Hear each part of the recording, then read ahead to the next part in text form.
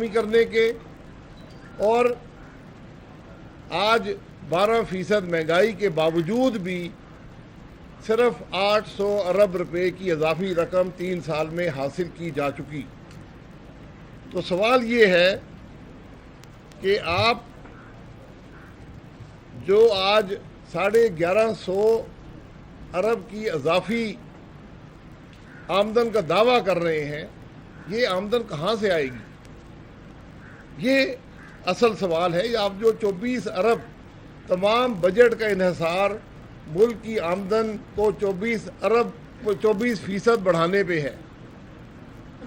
आप बजट तकरीर देख लें, उसमें बार बार जिक्र है कि 24% आमदन बढ़ाई जाएगी। ये दावा वो लोग कर रहे हैं जो 3 साल में मुश्तरका तौर पर 20% भी आमदन ना बढ़ा सके। उनका दावा 1 साल में 24% आमदन बढ़ाने का है। और बात ये सिर्फ यहाँ रुकती नहीं है, बात सिर्फ झूठ पर नहीं रुकती, बात जो अकाउंटिंग का निज़ाम है जिस पर हुकूमत का बजट बनाया जाता है, उस पर भी आज जो तब्दीली की गई जो गैर कानूनी है, उसको भी बजट का हिस्सा बनाया गया। बजट में ये बताया गया है कि प्राइवेटाइजेशन से 252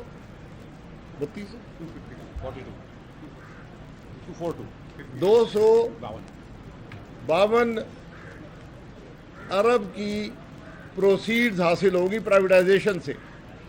प्राइवेटाइजेशन क्या होती है? मैं अपना सासा बेचूंगा और वो रकम मुझे मिलेगी। ये आपकी इनकम नहीं होती, असासे बेचकर इनकम हासिल नहीं की जा सकती। ये अकाउंटिंग का मुरवजा असूल है। और सबसे अहम बात यह है कि ये कौन से असासे बेचने की बात हो रही है? ये उन 2 पावर प्लांट्स को बेचने की बात हो रही है जिनको नवाज शरीफ ने लगाया था। ये 250 अरब जिसको आमदन में शामिल किया जा रहा है, जो कि आमदन नहीं है, ये नवाज शरीफ का तोहफा है। तो अब 1138 में से 250 तो निकल गए, अब पीछे रह गए 900 कि 900 की आमदन बढ़नी है। ये 900 की आमदन, इसके अंदर 570 अरब का प्रोविंशियल सरप्लस शामिल है कि सूबे पूरा खर्च नहीं करेंगे, 570 अरब की बचत हो जाएगी। यही वज़ीर ख़जाना फरमा रहे हैं कि ग्रोथ का बजट है। तो सूबे कहाँ से पैसे देंगे डेवलपमेंट को कम करके?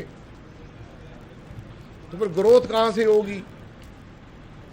पिछले साल ये जो सरप्लस है, जो प्रोविंशियल था, ये 240 अरब था।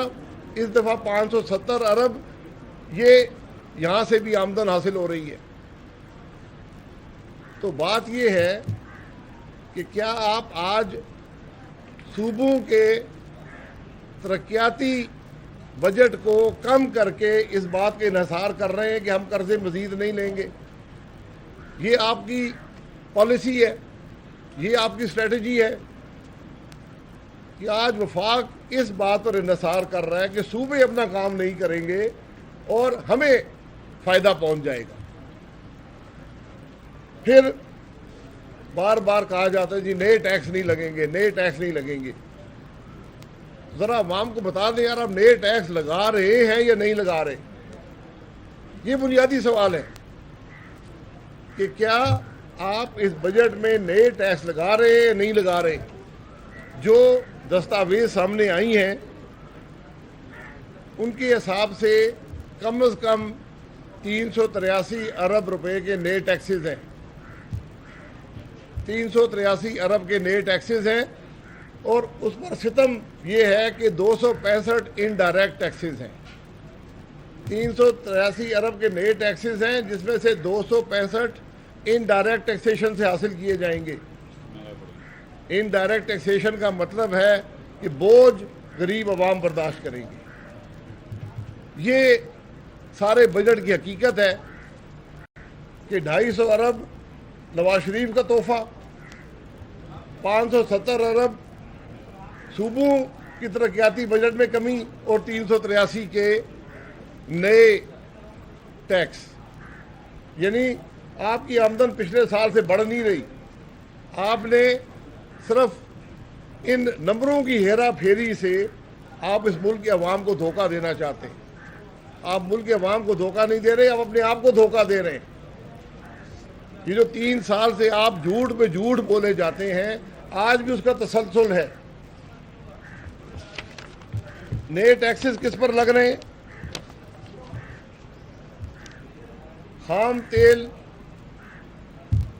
जो मुल्क में पेट्रोल डीजल बनाने के काम आता है, जिससे मुल्क के पावर प्लांट चलते हैं, एलएनजी और आरएलएनजी जो एक ज़माने में गाली समझी जाती थी, आज पता चला है कि सैकड़ों अरब का कैश फ़ायदा एलएनजी हर साल पाकिस्तान को देता है।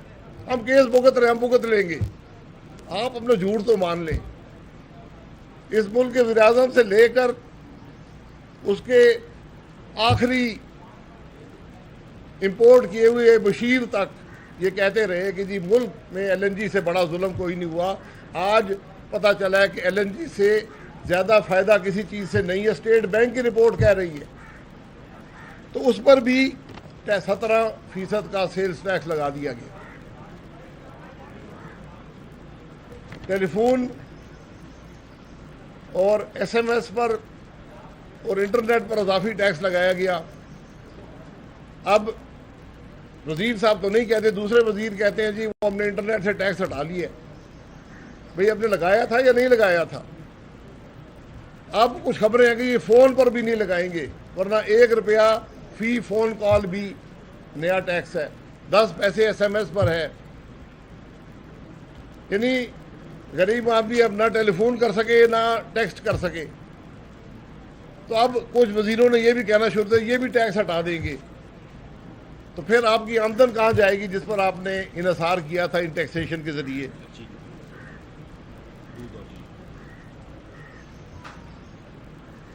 पेट्रोल और डीजल की कीमत में कम से कम 30 रुपये का इजाफा करेंगे तो टैक्स की मद में जो रकम रखी है वो पूरी होगी। इसका जवाब देने वाला कोई है?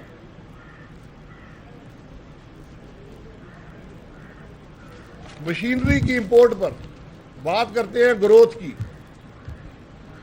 बात करते हैं, एक्सपोर्ट की बात करते हैं, मुल्क की तरक्की की। ये बात करने वाले लोग मशीनरी पर 17% का टैक्स लगा दिया गया। यानी आपने इंडस्ट्री लगानी है तो 17% का टैक्स आपको इजाफी अदा करना पड़ेगा। इससे मुल्क में ग्रोथ आएगी। इसका मकसद क्या है? ये 17% क्या है?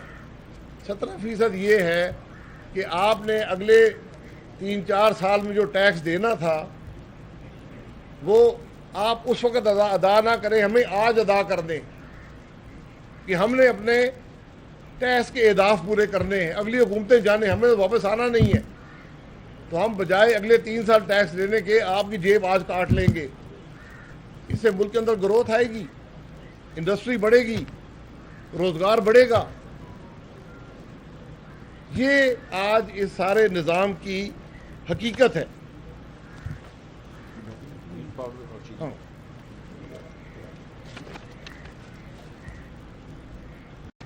आपने बार बार सुना होगा एक्सपोर्ट्स बड़े बढ़ गए हैं, एक्सपोर्ट बढ़ गया। वज़ीर ख़ज़ाना कुछ कहता है, दूसरे वज़ीर कुछ कहते हैं, जो तिजारत के वज़ीर हैं वो कहते हैं कोई एक्सपोर्ट नहीं बढ़ी है। और ये हकीकत है। 2020-21 की एक्सपोर्ट 2018 की एक्सपोर्ट से कम है। 3 साल इस हुकूमत के गुजरने के बाद डॉलर को 35% कम करने के बाद आपकी एक्सपोर्ट में 1 पैसे का इजाफा नहीं हुआ। ये आपकी कारकर्दगी है। वज़ीर ख़ज़ाना आगे, वज़ीर तजारत आगे बताएं ना कि 2018 में क्या एक्सपोर्ट थी और आज 2021 में क्या एक्सपोर्ट आई है। हकीकत वाज़ेह हो जाएगी। मैं बार बार कहता हूँ, ये पाकिस्तान की तारीख की पहली हुकूमत है जिसको झूठ बोलने में कोई शर्म नहीं है। जो झूठ मर्जी बोल दे, वज़ीर आज़म झूठ बोलता है, वज़ीर झूठ बोलते हैं, बशीर झूठ बोलते हैं, कौमी असम्बली के फ्लोर पर आकर झूठ बोलते हैं। कोई शर्म महसूस नहीं करते, कोई आर नहीं है, कोई परेशानी नहीं है। लेकिन झूठ पर मुल्क नहीं चलते, झूठ से गरीब का पेट नहीं भरता, झूठ से मुल्क के मसाइल नहीं हल होते। हमें बड़ा बताया जाता है जी वो ट्रेड डेफिसिट बड़ा कम हो गया। इस साल ट्रेड डेफिसिट क्या है, जरा ये बता देना। जब मुल्क के अंदर ग्रोथ हो रही थी, सीपैक चल रहा था, 6% के करीब ग्रोथ थी, 35 अरब का ट्रेड डेफिसिट था। इस साल 30 अरब का है, मुल्क में हुआ ही कुछ नहीं है। तो जब मुल्क तरक्की कर रहा हो, ट्रेड डेफिसिट होते हैं। आज आपके पास क्या कसूर है ट्रेड डेफिसिट का? फिर वज़ीर ख़ज़ाना ने बताया कि पाकिस्तान में बम्पर क्रॉप हुए, फसल बहुत ज़्यादा हो गई है, एग्रीकल्चर ने बहुत तरक्की कर ली है। बम्पर क्रॉप का लफ्ज़ 4 दफ़ा लिखा हुआ है, लेकिन साथ साथ ये भी लिखा है कि पाकिस्तान में सोना उगलती ज़मीनों के बावजूद हम आज नेट इंपोर्टर ऑफ फूड हैं। यानी हम मुल्क के अंदर खुर्द-नोश की अशिया दरामद करते हैं, एक्सपोर्ट नहीं करते। तो ये कौन से बम्पर क्रॉप है? कॉटन 12 मिलियन बेल से 7 मिलियन बेल पे आ गई है। ये आपको वज़ीर ख़ज़ाना नहीं बताएंगे, ये आपको मुल्क का वज़ीर आज़म नहीं बताएगा। जो मुल्क 15 मिलियन बेल तक प्रोड्यूस कर चुका था, 18 में 12 मिलियन बेल प्रोड्यूस किए, आज वो 7 मिलियन बेल पे कैसे पहुंचा है? ये बम्पर क्रॉप है।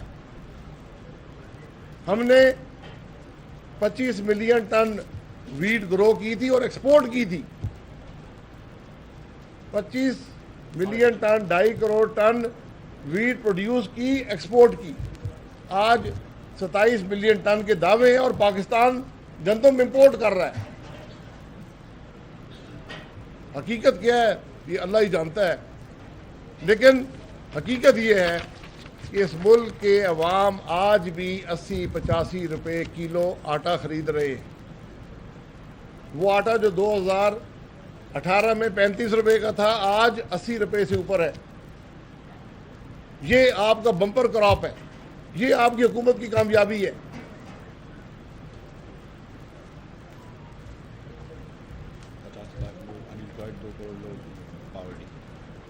अब महंगाई की बात करते हैं।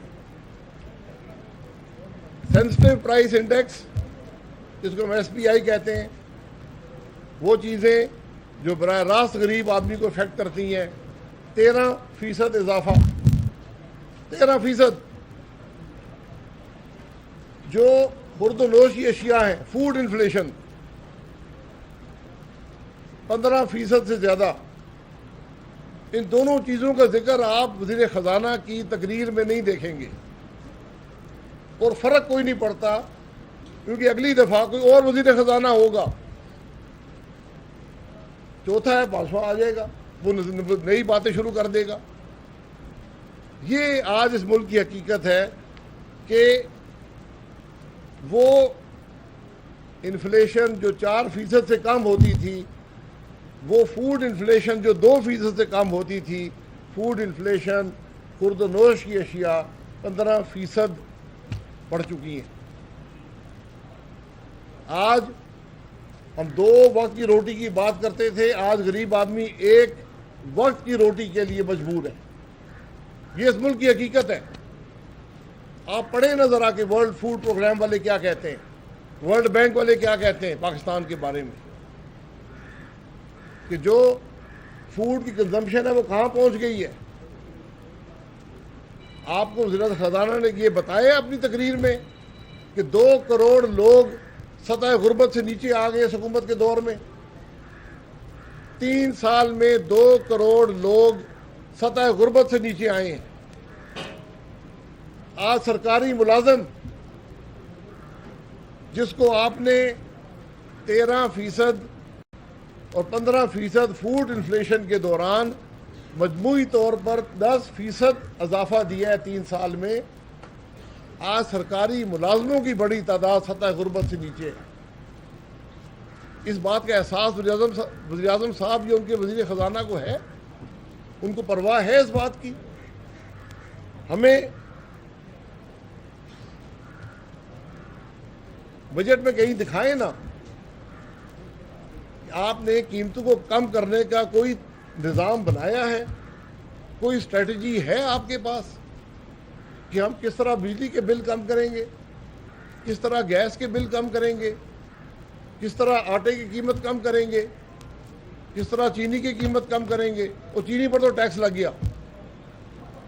वो हुकूमत जिसने 53 रुपए की चीनी 120 पे कर दी थी, आज सिर्फ उस पर भी उसने समझा कि ये काफ़ी नहीं है, ये मुल्क के अवाम के साथ जुल्म काफ़ी नहीं है, इस पर भी मज़ीद टैक्स लगा दो। और तो ये है कि 5 से 10 रुपए चीनी की कीमत और बढ़ जाएगी हुकूमती टैक्स की वजह से। और सिर्फ बात यहाँ नहीं रुकी,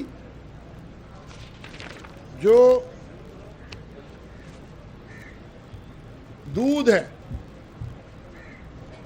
दूध का पाउडर है, इस पर भी टैक्स लग गया है। मुल्क में दूध भी महंगा होगा, दूध से बनने वाली हर चीज महंगी होगी, बच्चों के दूध महंगे होंगे, बच्चों की खुराक महंगी होगी। किस लिए? कि वजीर खजाना अपना हदफ पूरा कर सके। आज आप अवाम के पेट काट कर एक जैली हदफ को पूरा करना चाहते हैं। ये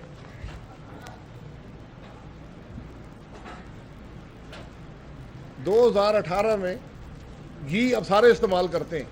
मेरा कोई घर पाकिस्तान में ऐसा नहीं है जो घी इस्तेमाल नहीं करता। 2018 में 1 किलो घी पर 21 रुपए का टैक्स था। 2018 में 21 रुपए था, आज इमरान खान के नए पाकिस्तान में रियासत मदीना में 51 रुपए है।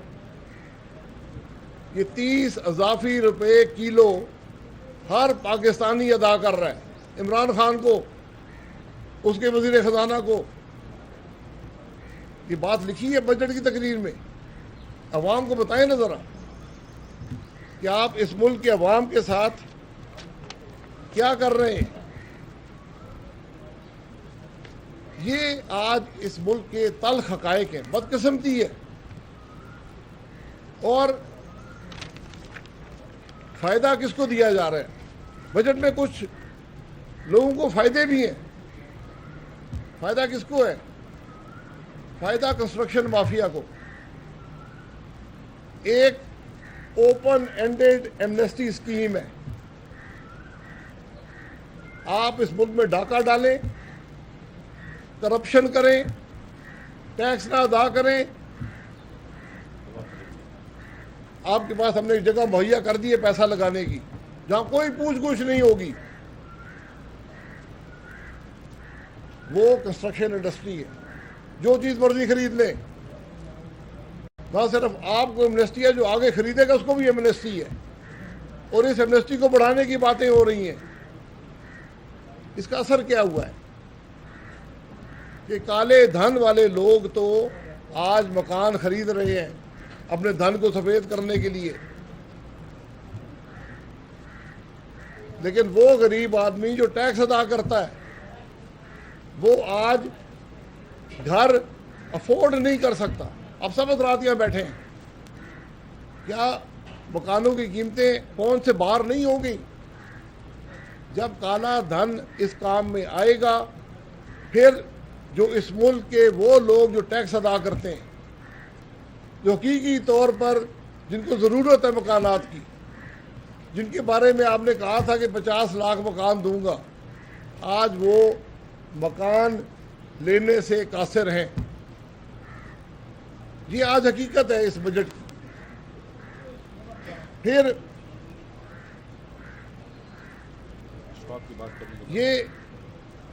ये बजट है, इसको हम एटीएम बजट कहते हैं।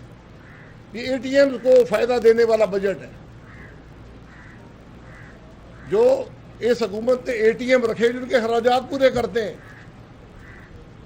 जो कभी दवाइयां चोरी करके भाग जाते हैं, कभी चीनी का डाका डालते हैं, कभी गंदम का डाका डालते हैं। तो अब जो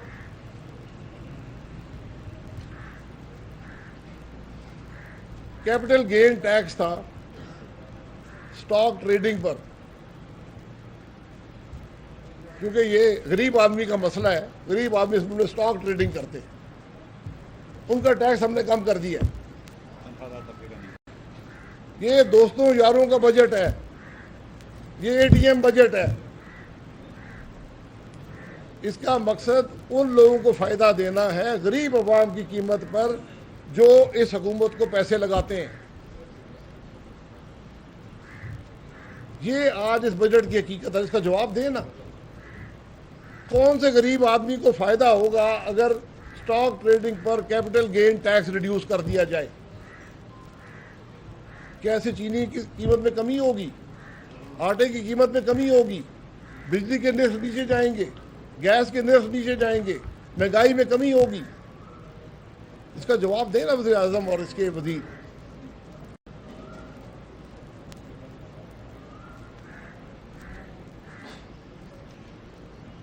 अब यहाँ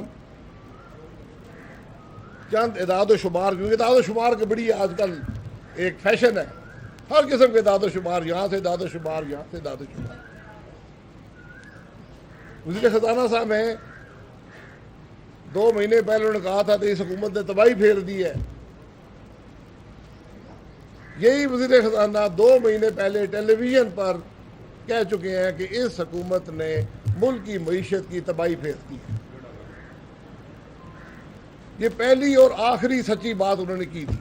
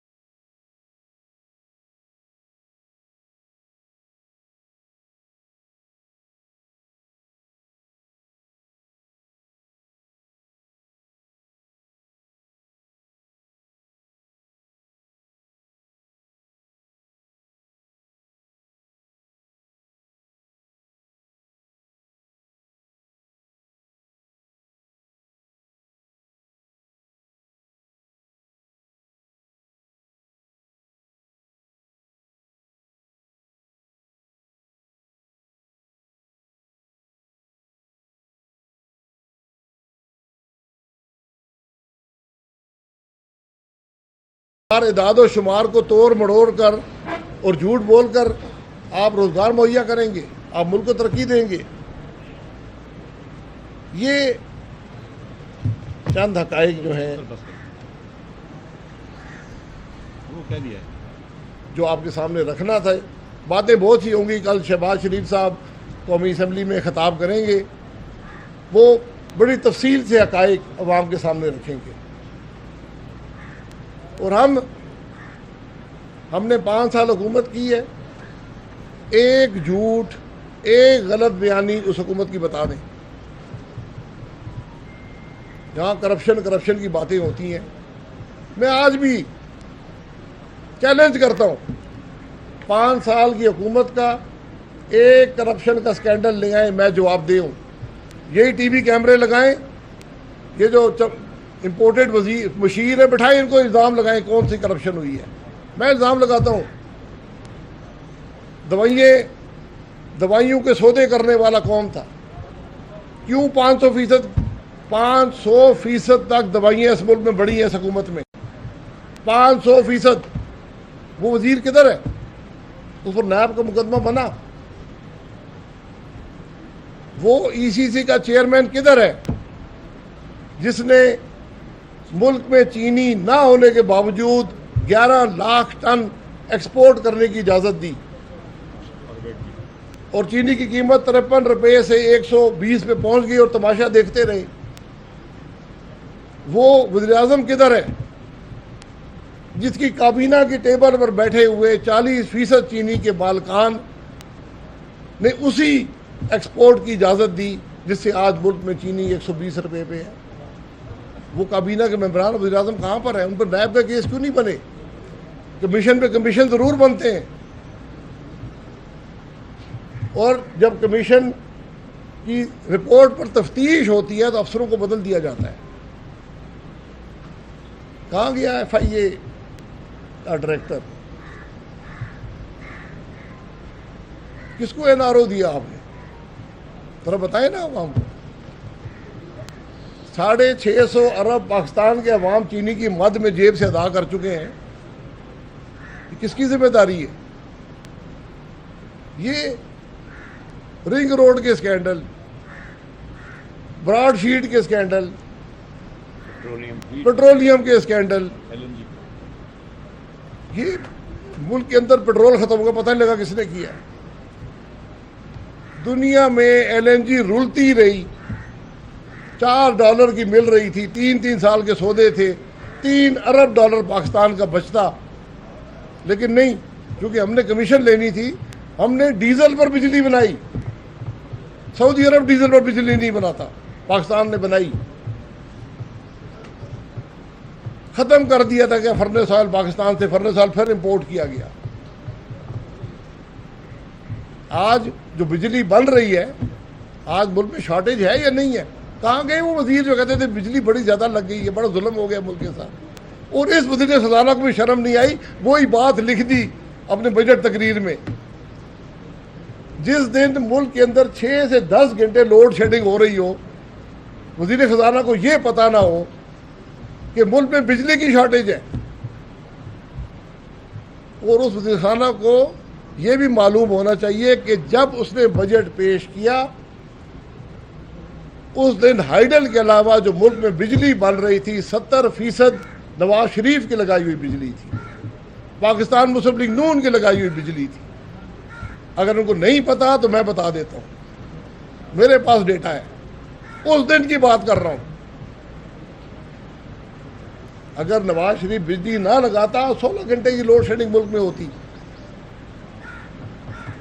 तो मुल्क के हकायक बड़े मुख्तलिफ हैं जो कि हमारे हुक्मरान बयान करते हैं, जो उनकी समझ या सोच यहीं तक महदूद है। ये हकायक आपके सामने रखे, कोई सवाल जवाब? जी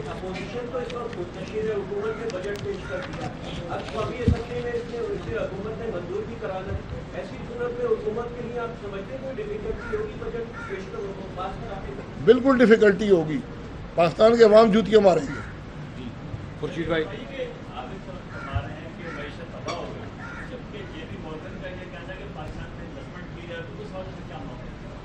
जेपी मॉर्गन करे ना इन्वेस्टमेंट। मैंने तो हकायक आपके सामने रख दिए हैं। मैंने तो जेपी मॉर्गन की इन्वेस्टमेंट नहीं देखी यहाँ पर। बता दे कहाँ इन्वेस्टमेंट हुई है। जहाँ पर मशीनरी की इंपोर्ट पर आप 17% टैक्स लगाकर भत्ता वसूल करेंगे अगली हुकूमतों की जगह, वहाँ पर इन्वेस्टमेंट होगी। जी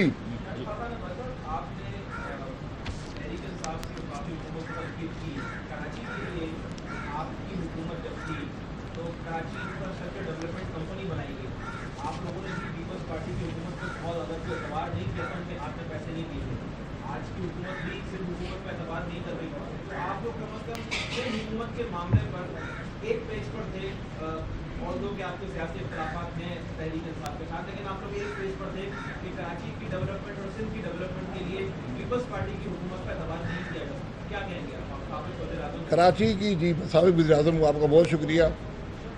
वफाक NFC अवार्ड के तहत पैसे देता है सूबे को।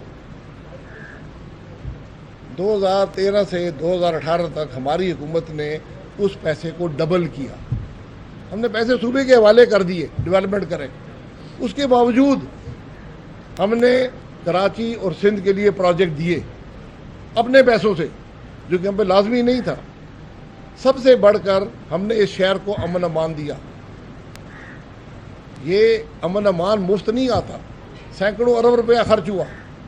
हमने मुल्क से दहशतगर्दी का खात्मा किया, ये हज़ारों अरब के खर्चे हैं। हमने यहाँ पर ग्रीन लाइन दी, हमने अस्पताल दिए, K4 दिया, ये सब पैसे हमने दिए। आज की हुकूमत भी दे, ये अजाफी रकम होती है। हमारी सबसे बड़ी अचीवमेंट ये है कि हमने NFC अवार्ड के ज़रिए सूबों की आमदन को 2 गुना कर दिया। सूबों के अंदर डेवलपमेंट होनी चाहिए।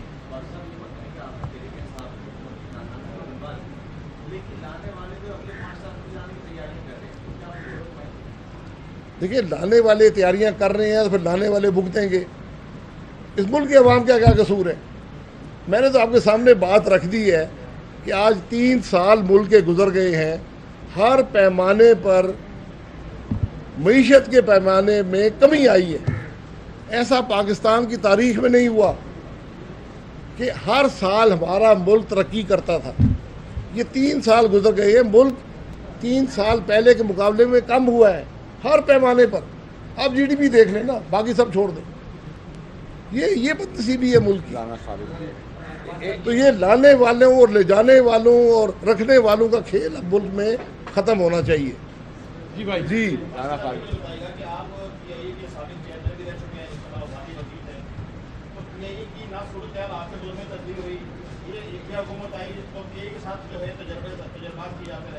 आप हम इस स्टेज पे पहुंच चुके हैं कि यूरोप का हमारा ऑपरेशन जो है मुकम्मल तौर पर सस्पेंड हो चुका है।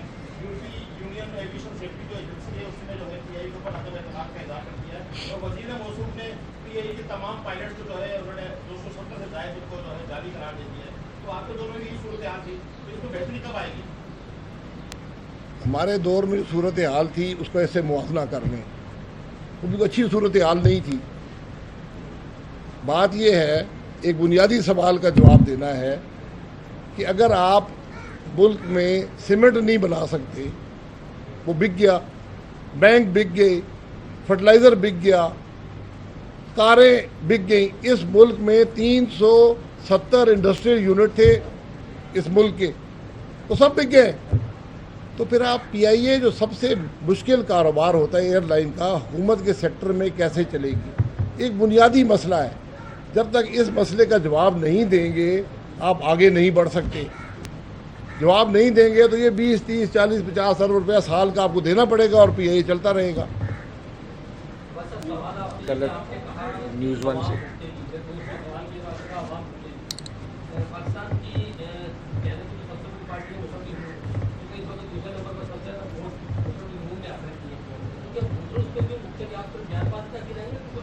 मैंने कहा कि वोटर इनको जूतियां मारेंगे, वोटर जूतियां मारेंगे। अपोजिशन, मैं आपके सामने बैठा हूँ ना, रिकॉर्ड पर बैठा हूँ, लाइव बैठा हूँ।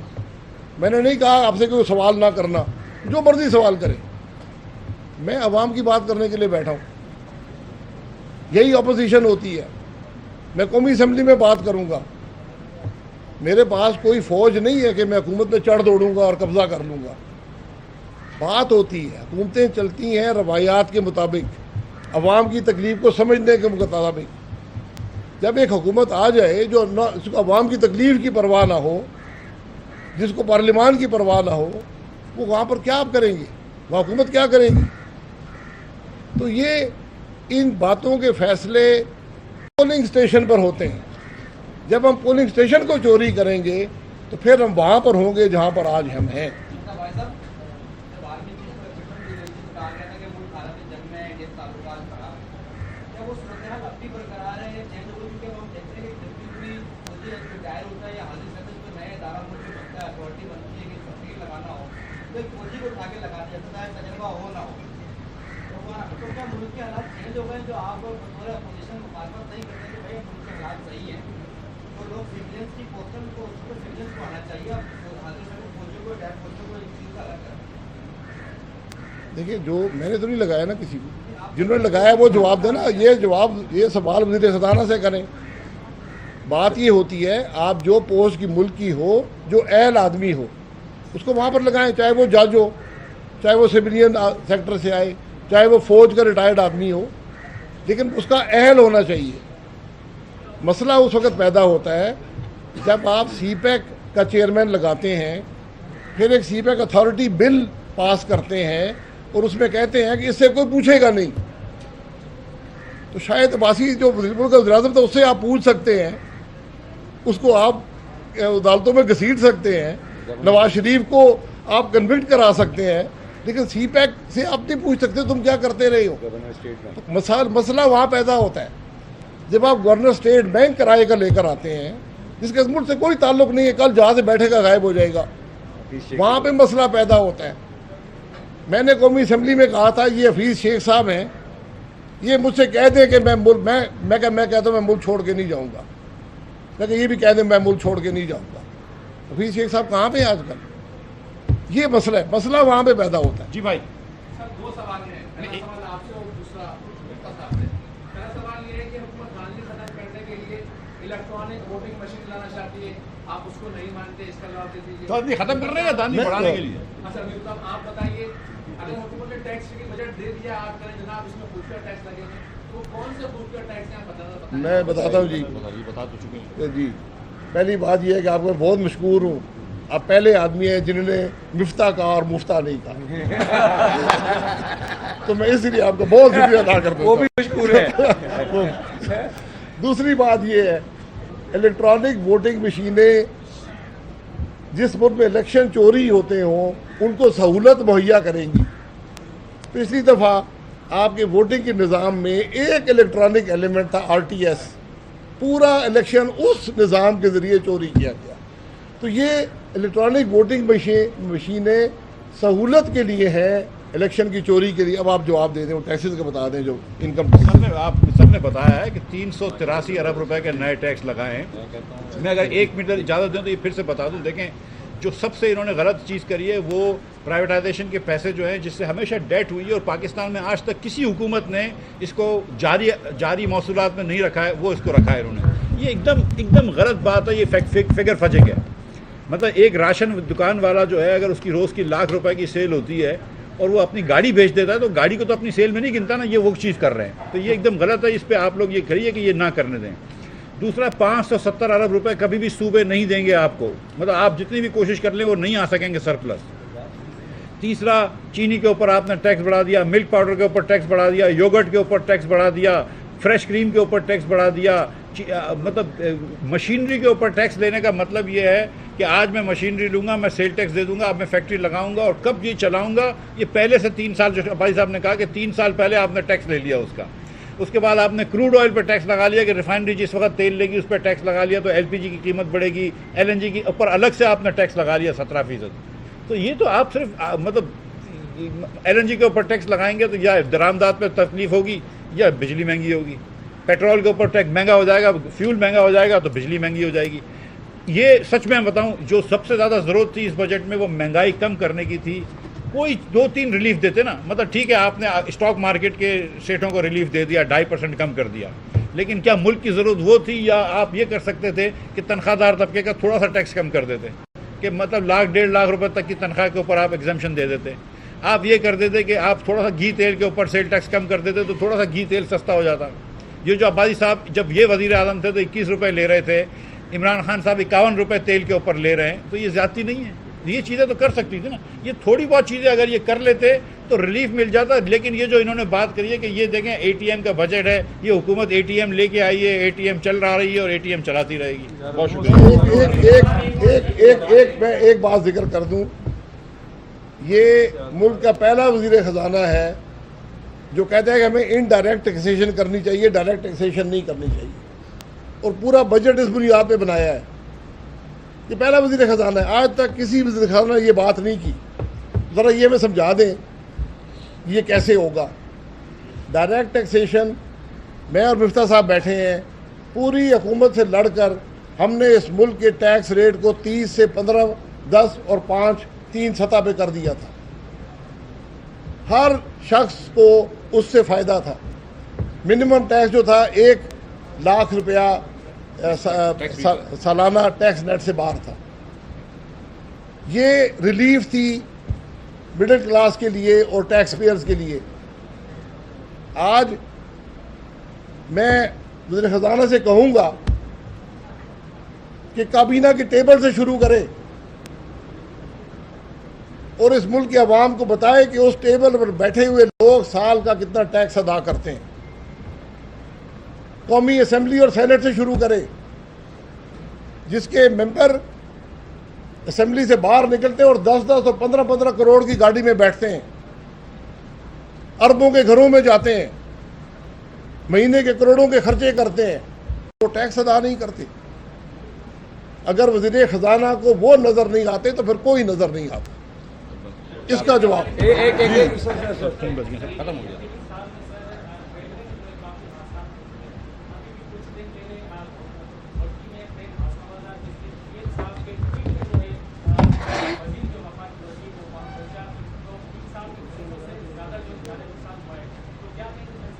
देखिए, जिस हुकूमत को कोई शर्म ना हो, जिसका वज़ीर आज़म कौमी असम्बली में आके माफ़ी ना मांग सके कि इतना बड़ा हादसा हो गया है, इज़हारे हमदर्दी कर दे जिनके लोग शहीद हुए हैं, वहाँ आप क्या तवक्को करते हैं? जो आदमी 3 साल वज़ीर रेलवे रहा हो, वो आज वज़ीर दाखिला बन चुका है। एक पैसे का काम उसने इस मुल्क में नहीं किया। बातें सब करते हैं, बातें उसकी बातें भी सुन लें जो 3 साल करता रहा है। वज़ीर ख़जाना की बातें भी आज ने सुन ली हैं। अगले साल मैं आपको गारंटी करता हूँ नया वज़ीर ख़जाना होगा। बातों से मुल्क नहीं चलते।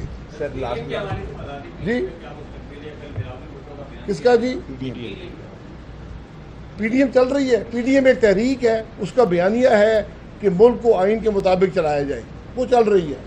जो उस सफ़र में शामिल होना चाहता है, दरवाजे खुले हैं, लेकिन एतमाद की बुनियाद पर होते हैं। जो एतमाद तोड़ेगा उसकी जगह नहीं है। आखिरी सवाल जी, आखिरी सवाल।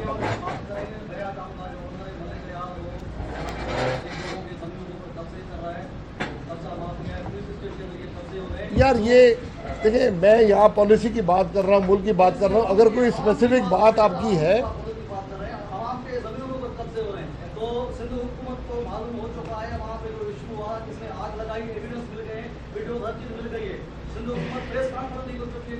जो मैं बार बार यही कहता हूँ, कोई भी कानून से ऊपर नहीं है। अगर कानून, ये अदालतें नोटिस ले सकती हैं, सिंध की हुकूमत है और वफाक की हुकूमत है।